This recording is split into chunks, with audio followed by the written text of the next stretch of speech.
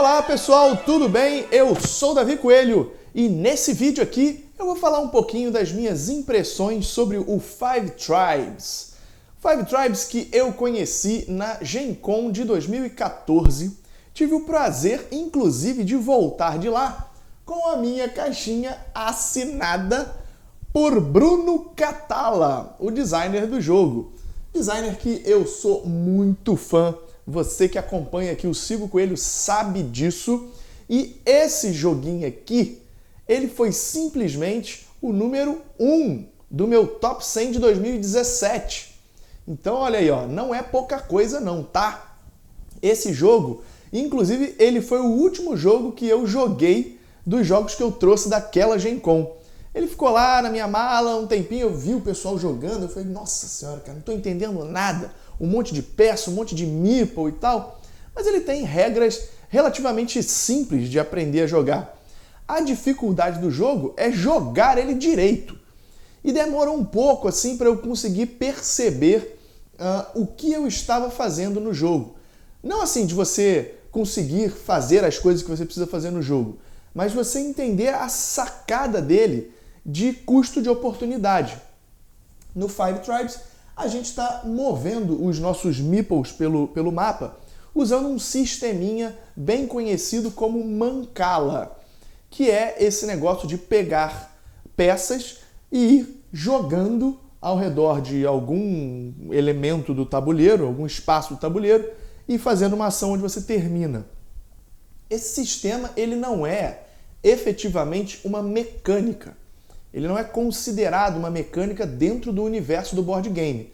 Mas inclusive ele é chamado de Mancala por causa de um jogo chamado Mancala, em que a gente tem um espacinho com um tabuleirinho bem pequeno, com alguns espacinhos, em que você precisa pegar pedras de um lado e jogar todas do outro lado, fazendo isso, de jogar uma pedrinha em cada espaço para você cair lá do outro lado do tabuleiro. O jogo é bem simples e esse sisteminha de você ir jogando coisas no meio do caminho se tornou conhecido como Mancala por causa desse jogo.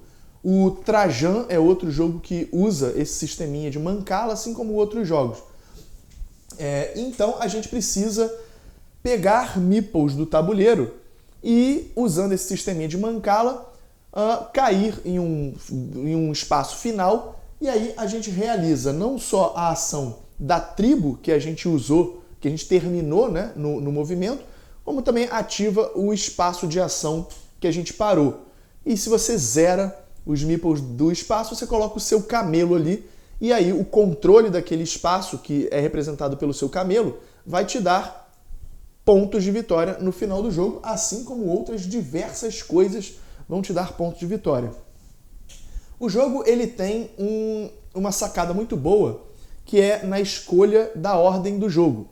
Então você tem uma trilha em que você vai apostando a ordem daquela rodada. E você faz isso pagando em dinheiro. Quanto mais na frente você quiser jogar, mais dinheiro você vai precisar pagar. Só que o dinheiro ele vale ponto de vitória, na proporção 1 para 1. Né? Um dinheiro é 1 ponto de vitória. Então, basicamente, se você parou aqui no espaço de 8 dinheiros, você está pagando 8 pontos de vitória. Então, o que você precisa analisar na sua única jogada, inclusive, da rodada, é se você consegue fazer mais pontos do que o que você apostou. Então, se você apostou 5 dinheiros para jogar, sei lá, vamos supor que você conseguiu jogar em primeiro apostando 5 dinheiros. Porque você viu uma jogada no tabuleiro que vai te dar 15 pontos. Então, isso é o custo de oportunidade, né? Você precisa identificar no tabuleiro a melhor jogada, ver quantos pontos ela vai te gerar e apostar aqui de acordo com essa pontuação, né, de saldo que você vai conseguir. Vi uma jogada de 15 pontos, vou apostar 8 para jogar primeiro, para ninguém pegar essa jogada antes de mim, e vou fazer 7 pontos de diferença aí, né? A questão é que um outro jogador que pagou 5, que de repente até viu essa jogada também, mas não conseguiu jogar antes de você, acabou que ele encontrou uma outra jogada que foi possível graças ao movimento que você fez de peças no tabuleiro. E com isso ele também fez 15 pontos. Só que como ele pagou 5, ele fez 10, enquanto que você fez 7. Então, ele realmente é um jogo que ele tem uma análise-parálises muito grande nesse sentido, de você achar jogadas e saber valorar essas jogadas na hora de escolher a ordem do que você vai jogar. Essa disputa pela ordem do turno. E não só isso, o movimento que você vai fazer de peças no tabuleiro também não pode proporcionar uma jogada melhor ainda. Um erro muito comum nesse jogo é que, como você vai andando com os seus meeples, você, quando passa por um espaço que já está vazio, se você deixar um único meeple, você está possibilitando outro jogador de pegar o controle daquele espaço. E aí tem espaço que vale 15 pontos de vitória. Se você larga um único meeple aqui, você está dando 15 pontos de vitória para o cara, além do resto dos pontos que ele pode fazer. Então, jogadores inexperientes no jogo, eles costumam ter muita dificuldade para enxergar isso, mas ao mesmo tempo eles também não enxergam tantas jogadas possíveis. Então, o tempo é bem equilibrado nesse sentido, seja para novatos como para jogadores experientes. Porque o jogador experiente, ele vai procurar mais jogadas, ele vai enxergar mais jogadas. Então isso pode demorar um pouquinho no turno desse jogador. Agora, é um jogo muito rico em possibilidades, em jogadas possíveis de serem feitas, porque uma coisa vai desencadeando outra e outra e outra. O jogo base, ele até não tem tantas possibilidades assim de coisas para serem feitas, quer dizer, tem, tá? Mas não digo assim, de desencadear várias outras coisas.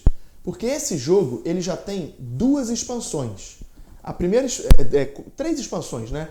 A primeira são os Artisans of Naqala, que inclui uma 6ª tribo, né? O nome do jogo não mudou para 6 Tribes, continua sendo 5 Tribes, mas com 6 tribos.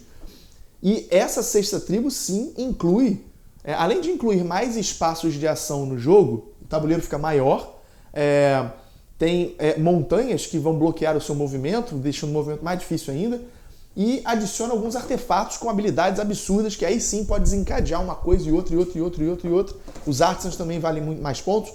Tem a expansão Whims of the Sultan, que inclui a possibilidade de um 5º jogador, além de incluir também as cartas do Sultão, os espaços, né, de ação do Sultão, que vão te dando ponto progressivamente, então pode fazer uma pontuação absurda, e também acrescenta objetivos, que te dão dinheiro no meio do jogo. E tem uma mini expansão, que são os Thieves of Naqala, que não acrescenta uma outra tribo, mas acrescenta gênios que acrescentam um take that no jogo, né? Habilidade que você ferra o amiguinho. Sobre as expansões, eu acho que a Artisans of Naqala ela é essencial para o jogo, depois que você inclui. A Whims of the Sultan também deixa o jogo mais rico, dá para jogar com as 2 expansões tranquilamente, e depois você não consegue nem voltar atrás. Tem certas expansões que dão uma piorada no jogo, e isso é muito ruim, né? Porque você acaba tendo uma expansão e ele não usa. E tem expansões que deixam o jogo melhor e fazem com que o jogo ande para frente mesmo. Dão uma evoluída no jogo e que depois não faça sentido você jogar sem a expansão. Essas 2 expansões fazem isso com 5 Tribes. Depois não faz sentido você jogar sem as expansões. Elas realmente acrescentam e muito para o jogo. Eu estou falando das 2 expansões grandes. A mini expansão Thieves of Naqala eu achei horrível.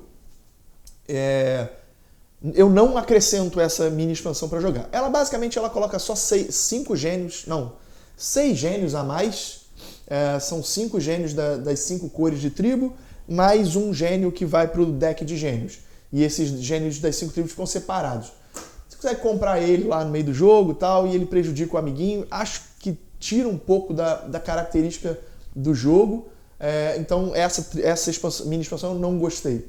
As outras 2 acho essencial que você jogue com depois. Então, assim, uma polêmica envolvendo esse jogo é que a primeira versão dele foi lançada com uma carta de escravo. né? E aí isso gerou muita polêmica a ponto de a Days of Wonder deixar de publicar o jogo com a carta de escravo e ter substituído ela por uma carta de faquir. Então, muito provavelmente a versão que vai chegar da Galápagos aqui no Brasil vai vir com a carta de faquir, que a ilustração é diferente e se chama faquir. A galera reclamou demais dessa questão, a editora se defendeu dizendo que era uma questão temática, né, da época, e que na época existiam escravos e por isso colocaram escravos no jogo. Mas depois, para evitar qualquer tipo de polêmica, trocaram para faquir. Essa minha versão ainda é a versão dos escravos, porque eu comprei no lançamento da Gen Con. E é uma versão out of print, né? Eles não fabricam mais dessa edição. E outra coisa legal sobre esse jogo é que é o seguinte. Outra coisa legal não relacionada ao escravo, né? A jogabilidade do jogo. Quando você joga ele para duas pessoas, você tem dois pininhos, né? Então você joga com a cor azul e com a cor rosa, que vem com dois pininhos de ordem do turno, e em vez de 8 camelos, você usa 11 camelos. O Five Tribes para 2 jogadores, ele acrescenta um elemento na partida que não existe para 3 e 4 jogadores, que é a possibilidade de você jogar 2 vezes seguidas. Então, na ordem do leilão, no início da rodada, você vai fazer 2 apostas. Então você pode conseguir fazer com que a ordem do turno fique assim. Por exemplo, um jogador jogando uma vez, depois o outro joga 2 e depois o outro jogador joga de novo. Ou você pode fazer também que os 2 jogadores joguem, olha aí, a habilidade de pegar o negócio no ar, os 2 jogadores joguem 2 vezes seguidas. Isso possibilita uma jogada que é você preparar um movimento melhor com uma primeira jogada. Você faz aquilo, por exemplo, que eu estava falando que é um erro, você pode fazer jogando 2 vezes seguidas. Você passa por um espaço vazio, joga um meeple ali, e na sua segunda jogada você vai lá e pega o espaço. Então existe essa possibilidade, se você conseguir 2 jogadas seguidas, né? A coisa que com 3 e 4 não existe. Então isso faz com que a ordem do turno se torne mais importante ainda do que ela é. Ela já é um elemento super importante de você saber gerenciar e valorar jogadas num jogo para 3 e 4 jogadores. Para 2 jogadores isso se torna mais importante do que nunca.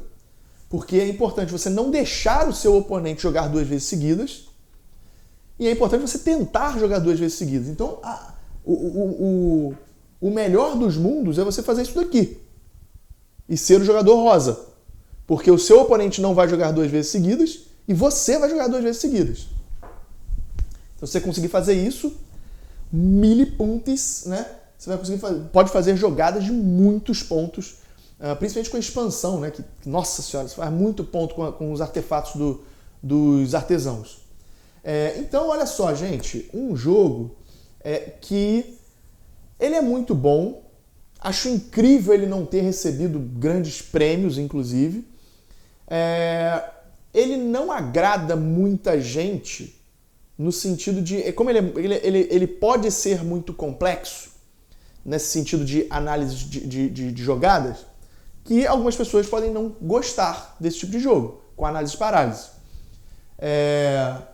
Agora, quem gosta disso, de jogos com muitas possibilidades de análise e tudo, a questão, com o tempo, essas análises elas se tornam até meio que naturais. Assim, você consegue enxergar as jogadas de forma mais rápida e acaba que você não fica esperando muito tempo a jogada do outro jogador. Então, quem curte esse tipo de jogo vai gostar. Quem não gosta muito de análise de parálise não vai curtir o Five Tribes. Demorou para ele vir para o Brasil, um jogo de 2014, né? Esperamos aí 4 anos, se é que ele vai ser lançado ainda em 2018.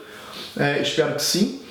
E finalmente chega aqui ao Brasil essa belezura que foi o Top 1 de 2017.